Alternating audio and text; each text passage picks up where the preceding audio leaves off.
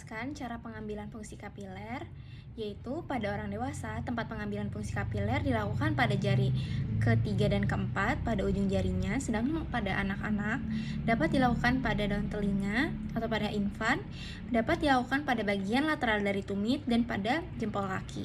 Digunakan untuk pengambilan fungsi kapiler yaitu dengan menggunakan alat pelindung diri, yaitu handscoon, alkohol 70%, kapas kering, dan juga lancet. Mencuci tangan terlebih dahulu, selanjutnya menggunakan handscoon yang akan diperiksa.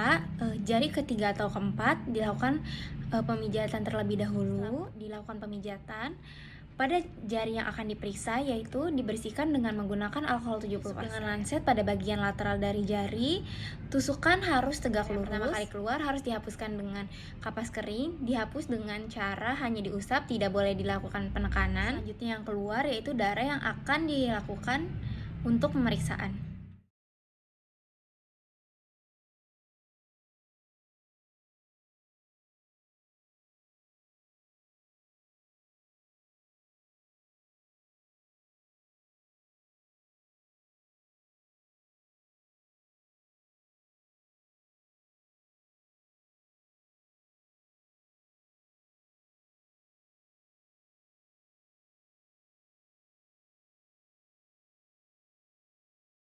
Pertama-tama, teteskan darah pada objek gelas sekitar 1 tetes atau 2-3 mm.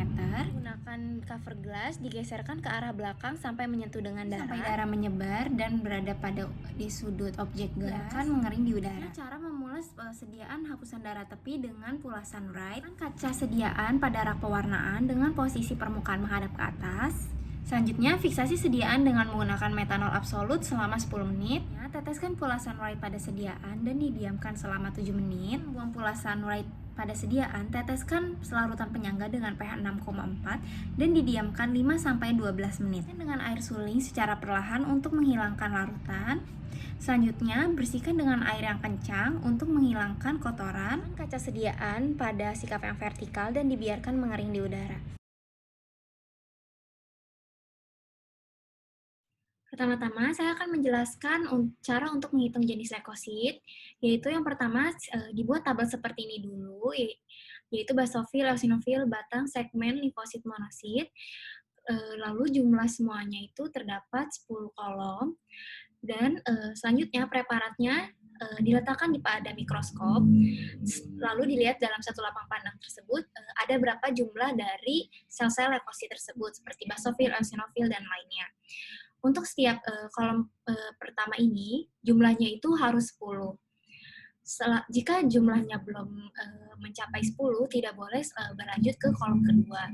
Dan jumlah dari keseluruhan dari hitung jenis leukosit ini, jumlahnya totalnya harus 100. Jika hitungan kurang dari 100 ataupun melebihi dari 100, maka harus dilakukan penghitungan secara ulang.